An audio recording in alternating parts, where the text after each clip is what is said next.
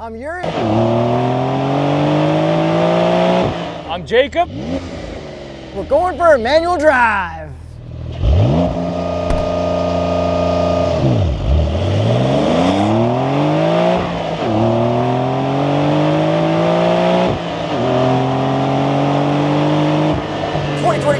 Porsche 911 992.2 Carrera T. With launch control, manual transmission.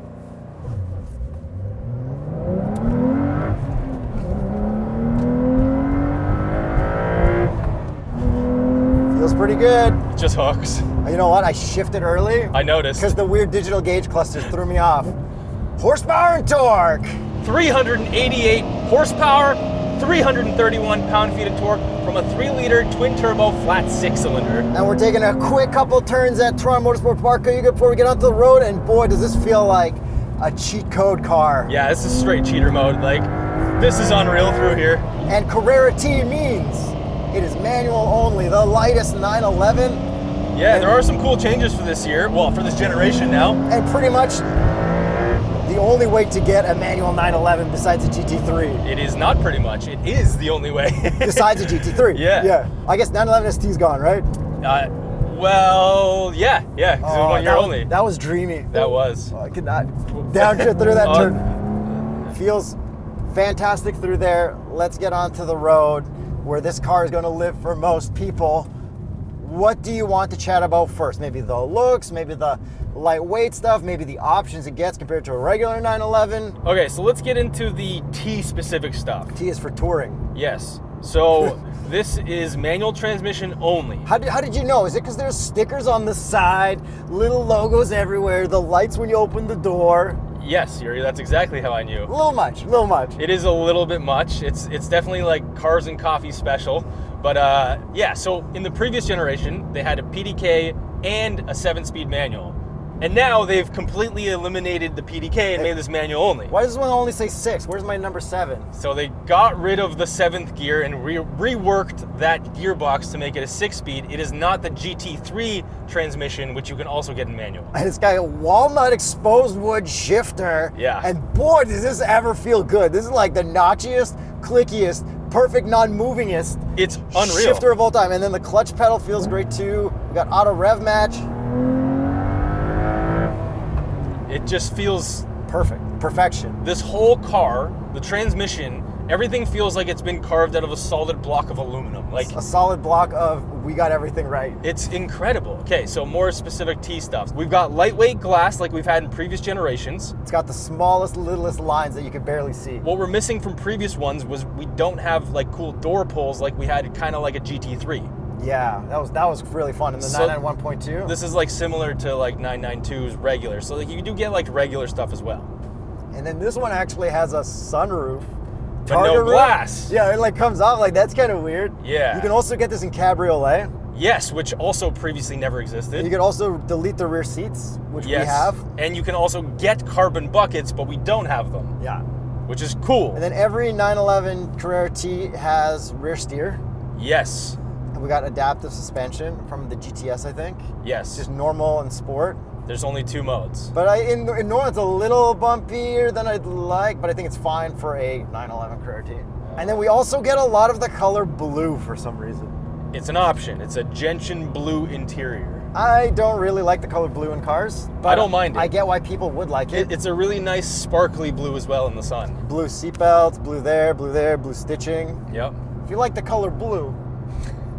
Yes. Front end, it looks different than the other 992.2s because it kind of dips down a bit with the white paint. Yeah, okay. And the way the front license plate, it like sticks up really high, which I think is a little awkward. And then we do have a camera below that. Yeah, the 3-hole 360 camera feels higher res than previous ones. Yeah, and then I haven't driven the GTS, but you drove it at the PEC in Toronto. The Porsche Experience Center, and it was just like a rock. I don't know, it felt so fast. That whole Porsche Experience Center is great because they got like their own carousel. Yep.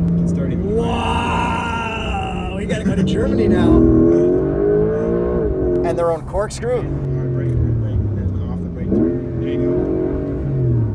Yo, GTS, this would make me buy a GTS for sure. If I was like a random rich dude. But they didn't let me film forward because they're worried that people are going to look at that footage, study it, and then when they show up for the Porsche Experience Center, they're going to try to go fast instead of try to experience it and crash. But what I wanted to mention about that front end is that I think this looks better than the GTS because we don't have those like vertical slats. Yeah. But it's a cool thing to have, I guess. Slats, maybe. They're functional. That's the first hybrid 911. Yes. With the 99 2.2, which we haven't driven a hybrid 911 yet, except for me there. That's right. Not on the roads or track or anything like that. And then, we got a bit of graphics on the side. Black wheels, which, if you look at the design of them, they're actually really cool, but they're hidden in the darkness of them. Black wheels. Yeah, I like the thick spoke around the outside. I cannot even my eyes don't register them. And what would be the Continental recommended tire for your 911? That would be the Extreme Contact Sport 02. I wonder if somebody's first car was a 911. Oh, I bet there's probably more people than you think. Yeah. Students in Toronto. At U of T. Yes. Although they're probably getting like Macans and stuff. Yeah. And then out back, we got some sport exhaust, which is standard on the T. Yeah, let's listen to it. On the outside.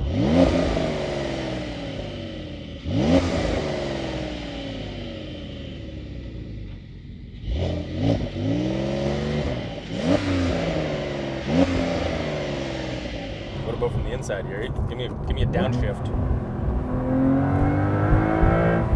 Sounds pretty good, but just like rolling around, maybe not the nicest sound. It's not a GT3. Let's put it that way. When it's like slow idles and getting out of your driveway, it feels very like it sounds normal. It's mechanical, and we have a button to control the exhaust over here as well. And this auto rev match is so nice that like I feel like I don't even need to wear my good shoes for driving manual. No heel toe necessary. Yeah, I get that. And the last thing about the looks before we get back into the track for you to do a nice little launch, the wing, the spoiler pops up when you go fast, blah, blah, blah. Doesn't look that bad on white for some reason. Yeah. It looked kind of okay, but I would still rather prefer the shape of it just being sleek. I would much rather have less downforce and a cool looking car. I feel like these cars are good enough to have less downforce. I get that. Or just like put a slightly bigger wing on it so you don't need to have nothing. I just like smooth. Yeah. All right, your turn to drive. I'm a little surprised that badge at the back says 911 and not 911 MT like it says here, eh? You know what I'm slightly surprised about is manual forward and back, but then a bunch of customizations down here. Electronically, Yeah. Which, I get. If it's still the lightest 911 that you can buy, then it still counts. They're trying to get you into the mindset, and I get that because it's like, okay, you still have this. I do prefer just presets for sharing 911s with your friends, which nobody ever does. No, I don't think so. And a lot of people do track these, so people are actually going to track these for sure. I know you said, this is probably going to live on the streets. Most of them will, but a lot of 911 people do genuinely take them on. Yeah, I mean, there's Porsche clubs and stuff. Yeah. I guess 911 people probably track their cars more than everyone else. Yeah, out of like the supercar kind of brands, like the high-end exotics. What drive mode are you in? I am in Sport Plus. Are you going to use your Sport Response button? No, because I don't have one. I'm going to do full traction off, and I'm going to do a launch. Remember, you got shift lights, and you can turn those off. You want them off or on?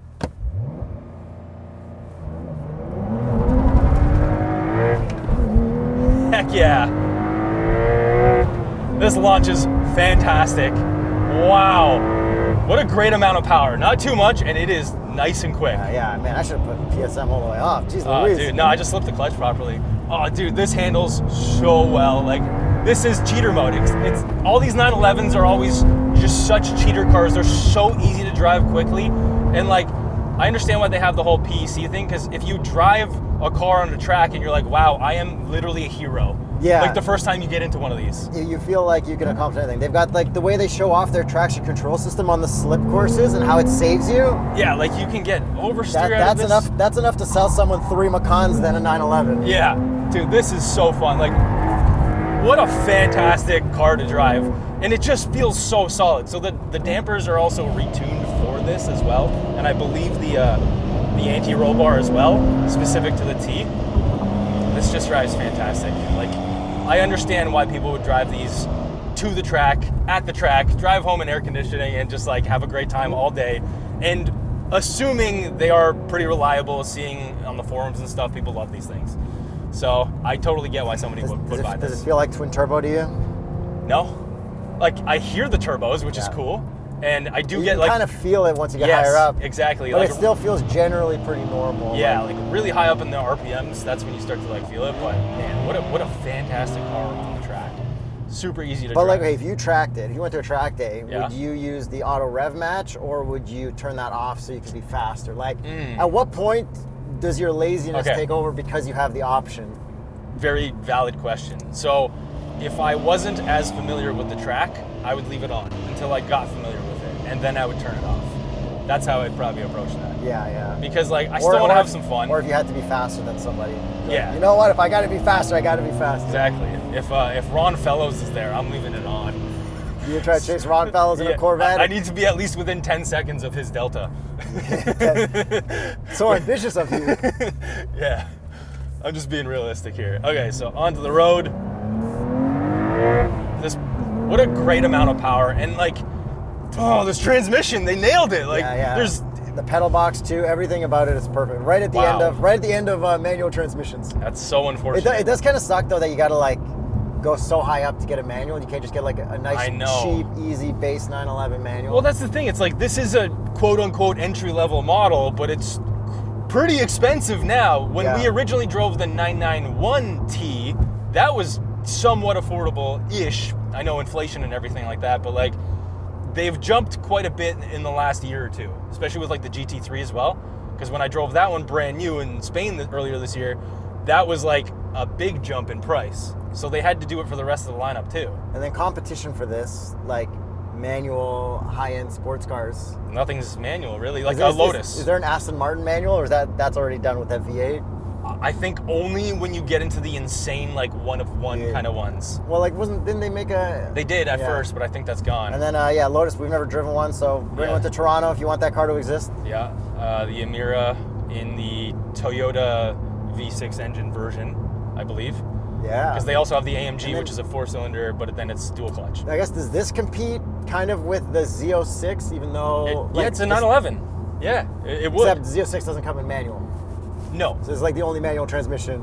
High end. Yeah. Yeah, like they've got I the guess market like cornered. an old R8 would kind of compete with the oldest, the most recent manual R8. But if you start looking used, you're going to find more stuff too, but yeah. I'm just trying to find where the competition fell off. Yeah.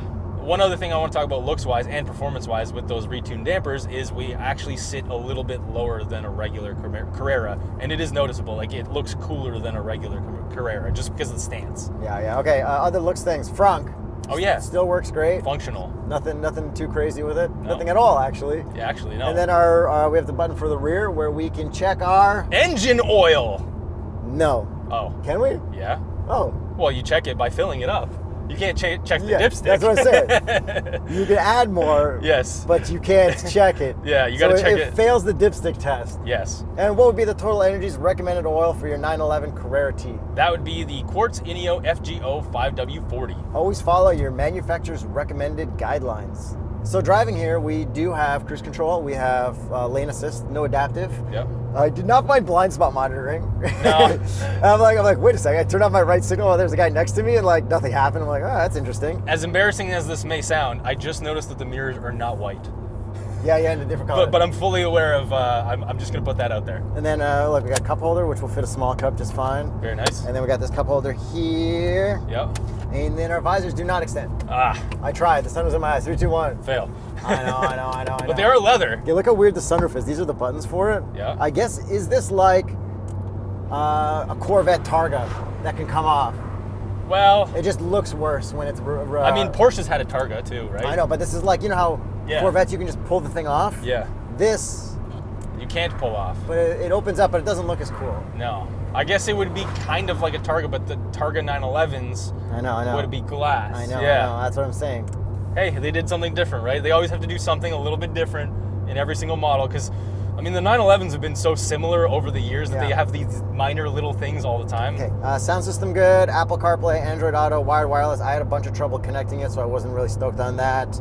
Climate control, a lot of hard buttons, then you can click the thing to get into more settings, and then you've got your little car icon, and you can do more things. It's, you know. And this has the optional nose lift, which is nice. I don't think you need it, I guess, but I guess maybe, I don't know. Yeah. Add the option. Seats, really comfortable, and they look cool as heck. Yeah. even though they're not the carbon buckets, I mean, these are honestly pretty buckety. Yeah, but like driving this, it's absolutely fantastic. It's Yeah. good. But for me as a person, I feel like there's nothing in here that I want more than that original yellow 991.2. Yeah. For me as my specific self, the 991 was I would be awesome. over the moon with that. Yeah. And I think even more over the moon with that than this. And I've read a couple people, which some guy, maybe it was, I only read about one guy, but he said that he bought a 911 GT3, again, don't know how he got this allocation or whatever, drove it for a couple months, sold it, got a T, and he said he's been just as happy, if not happier. Yeah. Which I was like, okay, I can kind of actually understand that, because he was saying like, you know, the engine's really loud, it's really coarse, it's like a track car. Like, I get that. If you don't want that whole experience, this is a good level below that. I think my favorite thing about that first one was like the comfy seats with the yellow stitching, the yellow door pulls, and I think the analog tack, I think for me, is actually way more important than I thought it would be. Like actually. I understand that too. Yeah, so it's full digital, as it is on all these new ones, so yeah. I mean, this is a great car overall though. Yeah. Really, like unbelievably, like cheater car thing, and it's the only manual one. So besides GT3, everything about it is sick. Yeah. Like there's nothing I feel like I'm missing out in this. Well, you're missing out on the price, Yuri.